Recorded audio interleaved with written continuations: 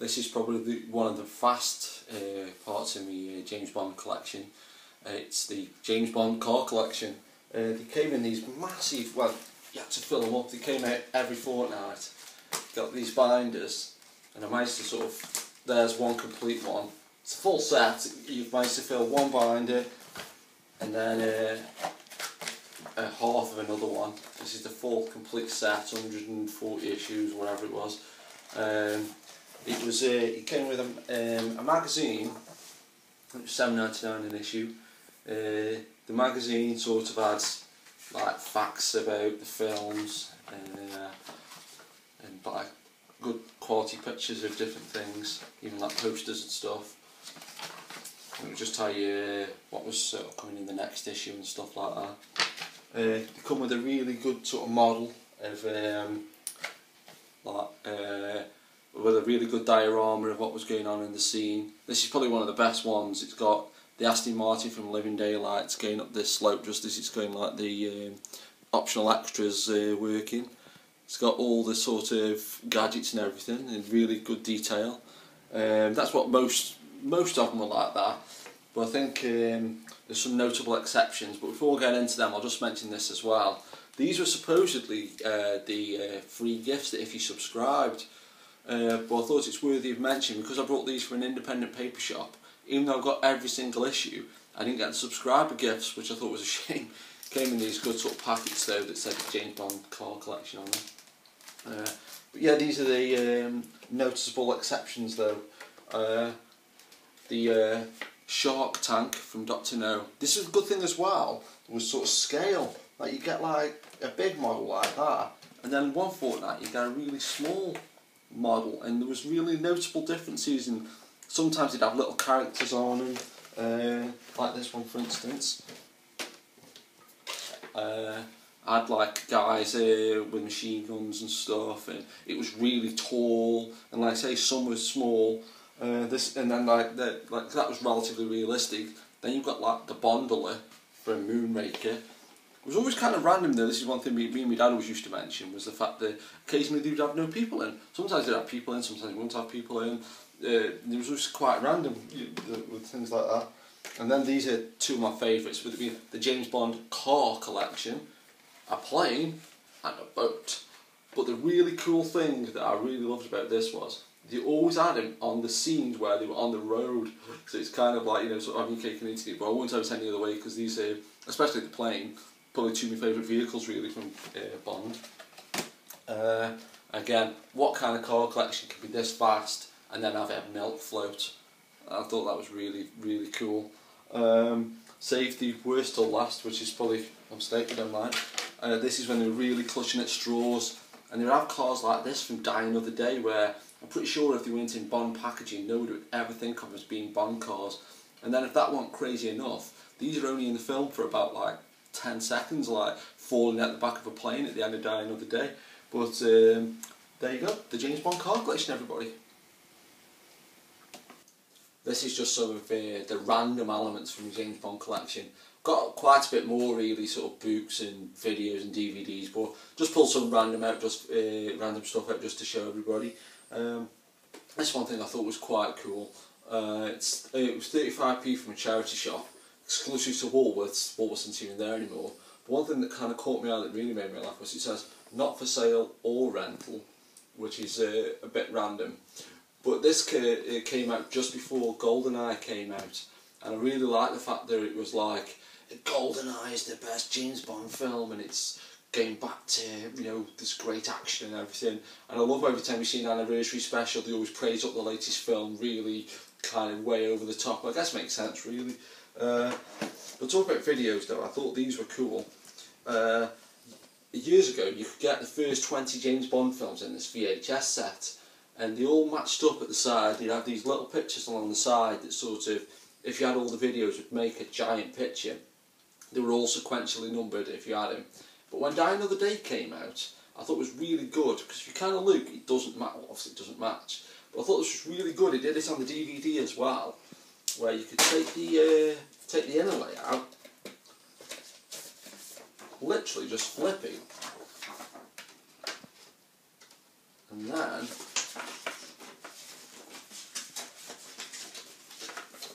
you had the full set, so up to that point obviously. Fly Another Day, that's the Ian Fleming. Chitty Pan. Yeah, but if you had them all, they would all match, and the pictures on the side would match. So that was quite good. I have got most of them, I think I'm a bit too short. But talking about VHS, this is probably one of my all-time favourite VHSs. It's the big box X rental, Never Say Never Again. I know a lot of people don't give this film the time of day really, but I really do like this film. I think this film is really, really good. It's kind of cool because it's got like the great poster artwork. Well, yeah, I really like that film. Then one thing, sort of just digging stuff out though, made me realise how many different versions of these videos have been released over the years. Sort of, different packaging, and then you got like the widescreen VHS as well. So many different versions over the years must have been released. I may as well mention these, even though they look suspiciously like they haven't been read. I wonder why that is. Got Ian Fleming, Casino Royale. That was free for a newspaper, but it's got no barcode on it, which is a giveaway sign. This is Young Bond, Charlie Higson. Love how it's gold. I wonder where they got the idea for that. That's kind of cool. This is Sebastian Faulks, Devil May Care. Again, not read, but I have heard that this has got a tennis tournament in it, which is kind of a different take for Bond. That was a cool idea. I have literally no idea where this came from. Flaming Thunderball. This looks pretty old. It's kind of cool. Now this might seem a bit random. I haven't done this for joke purposes. It's what looks like an invisible Aston Martin, and it's not the Aston Martin from Die Another Day. It's the DBS from Casino Royale. I gave my nephew the Aston Martin out of it, but I thought I'd keep the box because somebody in the future might want a corgi box. It might be worth something maybe.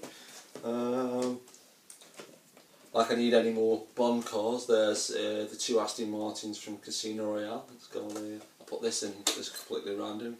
Aston Martin Vanquish spy cards. It's a magazine, I didn't get very many of, I think I just got one. This is something that has unfortunately sort of died out really, as the singles. I've got a cassette single of GoldenEye by Tina Turner, written by Bono and The Edge from U2. So I play that in the car later. Got two of the later ones. I've got Chris Cornell, You Know My Name, and Alicia Keys and Jack White's Another Way to Die. It's a shame you couldn't get the Skyfall Adele on CD. At least I didn't see it anyway. I would have loved Captain getting the singles. It seems always like a cool thing to get. Got the 7-inch vinyl License to Kill by Gladys Knight. Also, I'm just actually saying License to Kilt. I don't know if it's a radio edit on there. Got some of the CD soundtracks, not many. I got Michael Kamen's License to Kill, Living Daylight, View to a Kill. This is a kind of a bit random. It is Bond related though. It's Rita Coolidge, All Time High. This is her album, and the song from Octopus is on there. Just a load of great songs on there. She's a great vocalist. So put that up from Pamela, I think. It's quite cool. The Shuttle from Moonraker. Everybody knows that. Great film. Still love the ending to that film. Get excited every single time the globe is just getting into the Earth's atmosphere. These two things are a bit random. It's a View cinema leaflet, my local View, when they used to name what cinema it was. And it's saying when all the showing times come for Casino Royale. It was on, wow, it was on 1, 2, 3, 4, 5, 6, 7, 8, 9, 10, 11, 12, 13 times in one day, Casino Royale. Now this is definitely worthy of mention, and I wonder why newspapers don't sell anymore. This was from News of the World, August 1st, 2004.